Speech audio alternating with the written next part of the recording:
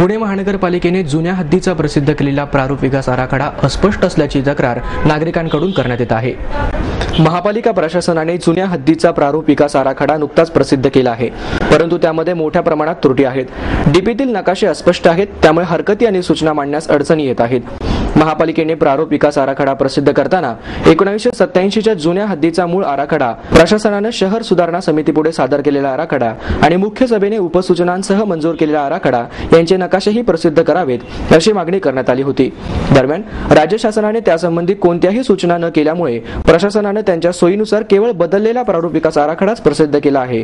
त्यामध्ये सेक्टरनुसार त्या भागांची नावे दिलेली नाहीत, तसेच नकाशेही अस्पष्ट आहेत। त्यामुळे नागरिकांना प्रसिद्ध केलेला डीपी समजून घेण्यास अडचणी निर्माण झाल्या आहेत। पुणे महानगरपालिकेच्या प्रशासनाने हा विकास आराखडा लोकप्रतिनिधींच्या देखील हाती जाऊ नये यासाठी जीवाचा आटापिटा केला।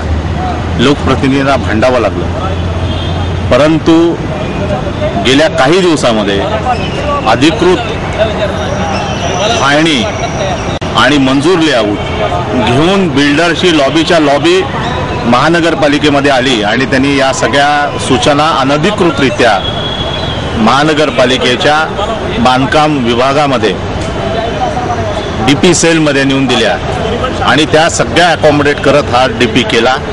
माझा मुद्दा एवढा आहे की हा जर गुप्त डीपी आहे तर ज्यांनी फाळणी बारा मंजूर लेआउट हे दाखल केले त्यांना कसं कळलं की आपला प्रॉब्लेम आहे, आपल्या उपसूचनेमध्ये ह्या गोष्टी नाही आहेत। त्यामुळे याची संपूर्ण CID चौकशी केली पाहिजे, यांची नावं ही जाहीर केली पाहिजे की कुणी या फाळणी 7-12 फाळणी बारा आणून दिले आणि त्यांना कुणी सांगितलं आणि कुणाच्या सांगण्यावरनं या सगळ्या गोष्टी या डेव्हलपमेंट प्लॅनमध्ये घेतल्या, या सगळ्याची चौकशी केली पाहिजे अशी पुणे जनहित आघाडीची मागणी।